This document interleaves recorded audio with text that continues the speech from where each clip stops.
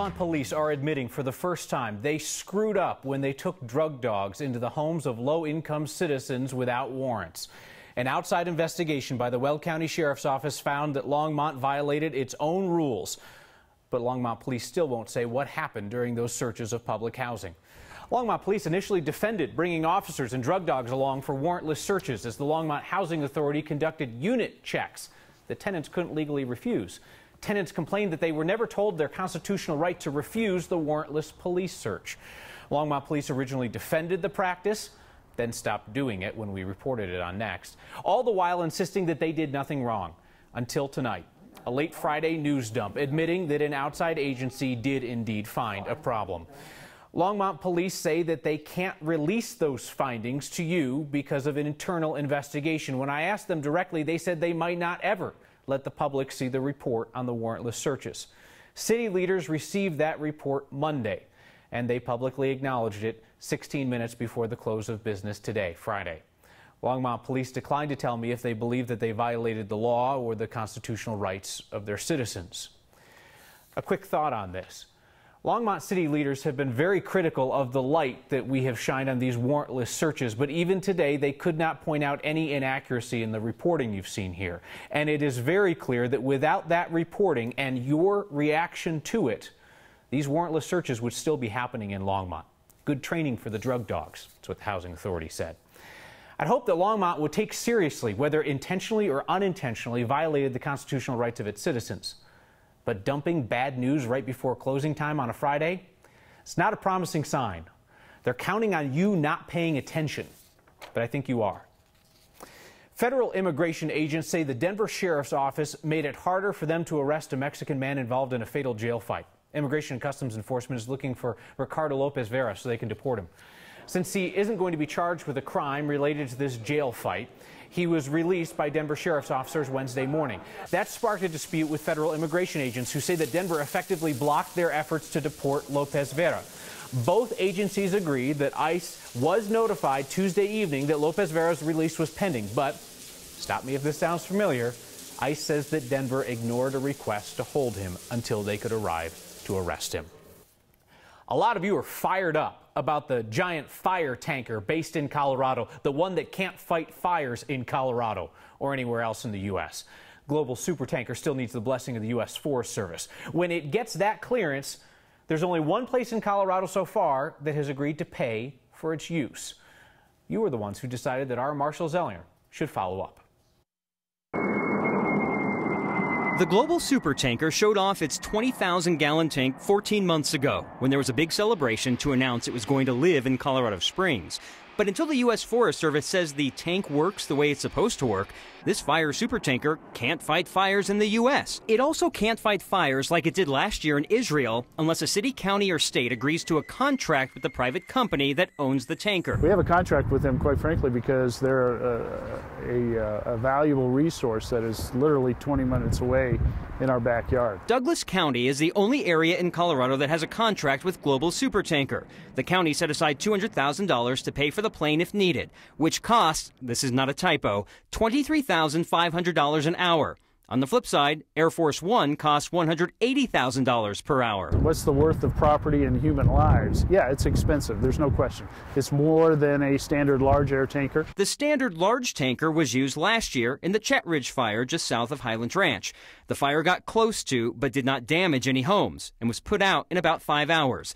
The cost of this tanker, $7,000 per hour. What kind of fire would you need a supertanker for? Well, a supertanker would obviously be used during a catastrophic event, but it would definitely be a situation where we've exhausted other resources, other assets, and we know that property and lives are at risk. As the Forest Service told me, testing to approve the supertanker tank system, when done smoothly, can be completed in less than 3 months. For Next, I'm Marshall Zellinger. It could be a more expensive proposition. Douglas County also has a contract with the DC10 out of Albuquerque. It holds about half the volume of the supertanker and costs $25,500 per hour, so $2,000 more than the supertanker. Our next question comes from Terry, asked about dogs in grocery stores, saying most aren't even wearing leashes. They're riding around in grocery carts. The clerks seem resigned to the fact. Is there no law forbidding this, especially where food is sold? Terry, we're going to let someone with Denver Environmental Health handle this. There are indeed regulations within our retail food service establishment regulations that do not allow animals inside of food facilities that include grocery stores, restaurants, convenience stores, places like that, unless they are service animals. Based from the Americans with Disabilities Act, there are certain limitations to what a business owner or business employee can ask a customer about a potential service animal. They're permitted to ask the person, is this a service animal, and what task or job has this animal been trained to provide you with? If grocery store managers allow pets other than service animals, health inspectors could cite that as a critical violation, possibly a fine. But put yourself in the position of a grocery clerk. Are you really going to take the risk of asking somebody that question? This week, we saw a ton of protests about net neutrality. Millions of people gave the FCC the what for. And millions more are still left wondering, what exactly is net neutrality?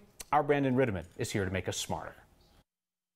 Most of us get on our devices without thinking too much about how the back end works. Your device connects to your internet provider, usually a cable or phone company. Comcast happens to be the biggest one in the nation. That provider then connects you to all of the online services that you want to use. Net neutrality isn't crazy complicated. You're looking at a basic picture of it. It's how you expect the internet to work already. Notice how all of those connections to those services are equal. You get decent speed whether you're watching a show on Netflix or watching a live video on Facebook. The idea is that the internet is like a utility. You pay for the internet and you get connected to everything on it the same way. So what's the other way? A different philosophy altogether that says these things don't need to be equal as a rule. Your provider, it's a business competing in a free market, and it ought to be allowed to make deals with the other companies you're using online. One example of that is called the fast lane. Say Amazon comes out with a hip new show and it wants to pump it out in glorious super high def for everyone. It would pay Comcast for a better connection to you to handle all of the data. To help make that happen, providers like Comcast could do what's called throttling.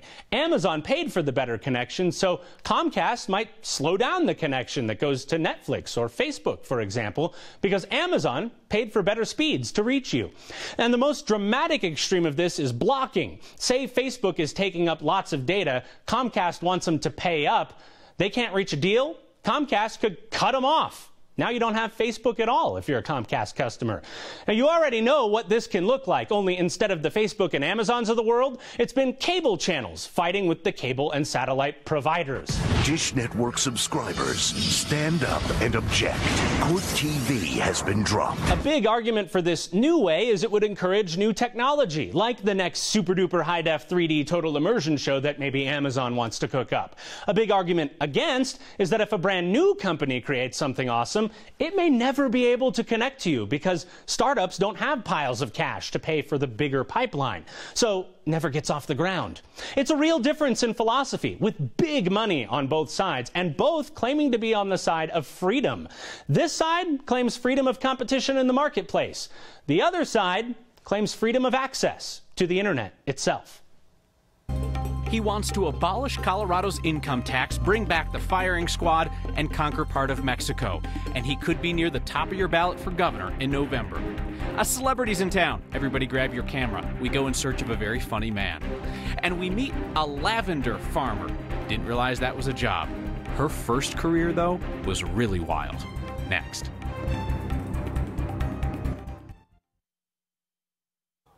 How did you get to work today?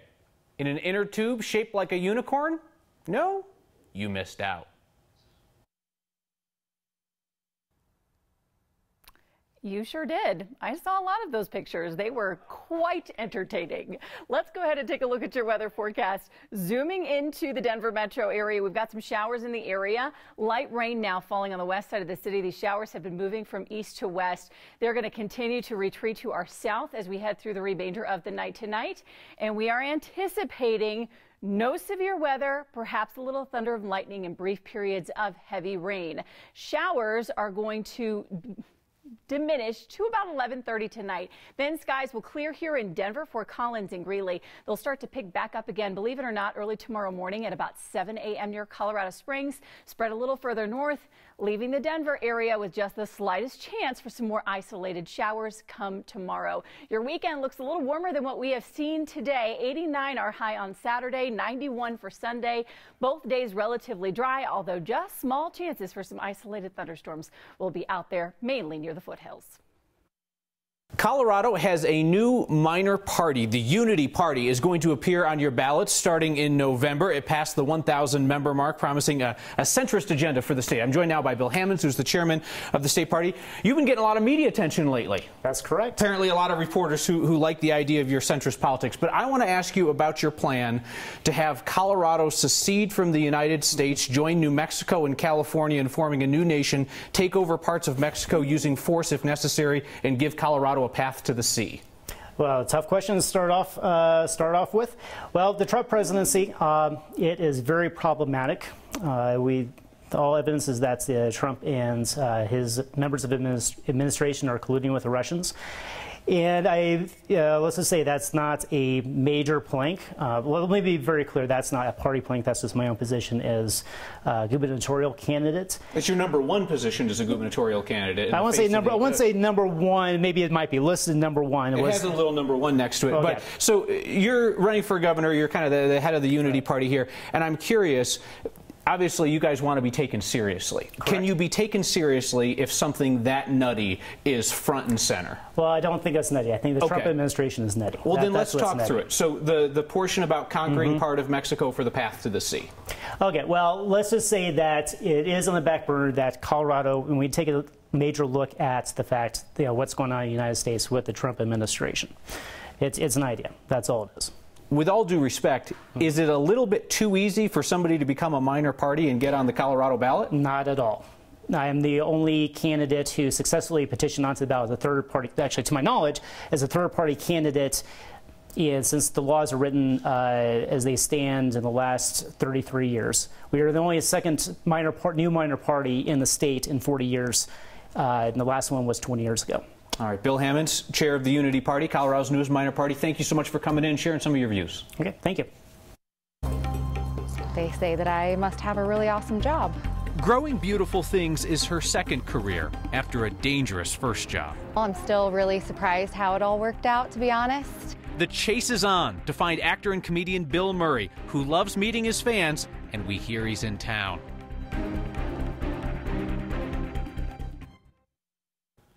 Bill Murray is a cult icon, and he's got this thing about popping up everywhere, crashing weddings, slipping into random people's parties. So when we got word he was in Denver, we sent Steve Steger out in search of him. It's a real Cinderella story. This reporter, basically unknown, coming out of nowhere, looking for Bill Murray. Enough of that. To find him, I had to do what I do best. Pester people on downtown Denver streets. But when you find him, can you please text me? Where could Billy be? I asked. If you're looking for the Bill Murray, she's about 2 blocks that way.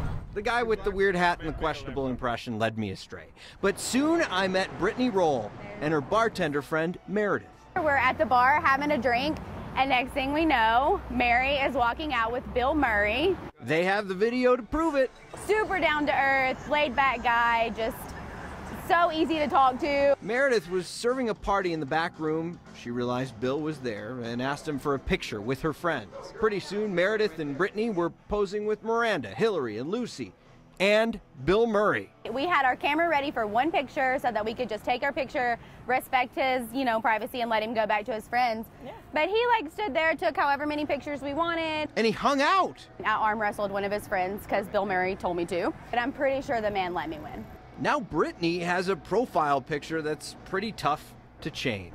And it's a horrible picture of me. I'd been driving in the car, hadn't washed my hair, had no makeup on. But I met Bill Murray. I wish it was Groundhog's Day because I want this day to happen every day. We did get a few more photos. It appears Bill played a little golf at Willis Case Golf Course today, and we want to see any photos that you may have taken with the hashtag #HeyNext. He has an open invitation to come here to 9 News. He's a big Cubs fan, and I'm hoping that this bad boy, we're going to hang up a Bill Murray trap in the backyard and see if we can get him to just kind of wander in. Yeah, if he ever wanders in, we'll just turn over the show to him commercial-free for as long as he wants. Absolutely. That's a decision we can make without talking to the bosses. I think they're cool with it. For sure. Yeah, All right. sure. Thank you, Steve. So tomorrow is the annual Lavender Festival at Chatfield Farms. Very relaxing. The Denver Botanic Gardens horticulturalist, who is their resident lavender farmer, had a far more exciting and dangerous first career. And the flowers are pretty beautiful. Normally when people walk through the gardens, they see how beautiful it is, and they say that I must have a really awesome job. The sun is out, we had some good water this spring, so the weeds are really fighting us this time of year. Most days it's really enjoyable. I'm Angie Jewett. I'm a horticulturist at the Denver Botanic Gardens Chatfield Farms in Littleton, Colorado. Served 9 years as an EOD officer, that's Explosive Ordnance Disposal, stationed primarily at Fort Carson. I did 2 tours in Iraq and 1 tour in Afghanistan. And I decided that I wanted to do something different, stay here in Colorado. So I started researching what grew well in Colorado, what crops I could possibly grow here on a much smaller scale. And lavender was an option. Surprisingly, I never would have guessed. And then I came to the Denver Botanic Gardens as a volunteer in 2014. And it just so happened they were planning on installing a lavender garden in the next year or 2. Mine's in the ground now, and I pretty much just water it a few times a year and harvest it and let it go. So, small world. Last weekend at the Lavender Gardens, Jewett bumps into one of the soldiers from her platoon in Iraq. She says she thinks his girlfriend dragged him there to see the lavender. They teach you in school, first rule of TV news, do not promise people video of a blow-up unicorn if you're not prepared to deliver, even if it takes you 2 attempts.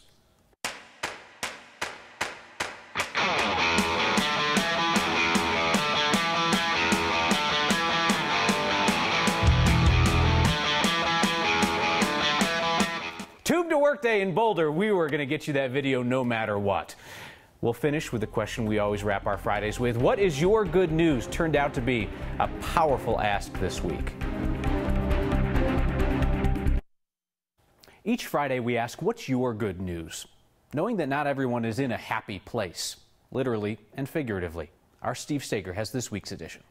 Well, in general, I'm alive. Those 2 words so often make up the response to our simple weekly question. A lot of times, since I suffer from PTSD from being in the military as well, it's hard for me to feel my happy, but I'm happy to be alive. Good news has been hard to come by for Harry Jackson and Tanya Cummings. Both struggle with invisible scars marked through their service to this country. Harry's in Vietnam. At 18 years old, it was unreal. Tanya's service during the 80s. It took a long time to have a right to fight for women's rights as a veteran. It's hard to see the bright side. We're here about to attend a funeral of a friend and a relative, so, you know, we're looking back over my life. I'm just glad to be here. This is the last place you'd expect to hear good news. The sad part is saying goodbye to a loved one, but, you know, when you say goodbye, it's over. You go on to the next step, the next phase of life. Yet it illustrates the power. Someone comes out the blue to ask me, what am I happy about? No one's ever does that. The power of a simple question. It's a very sad day, but I'm happy to have been blessed to have someone stop me and ask me what makes me happy, to look for a happy end today.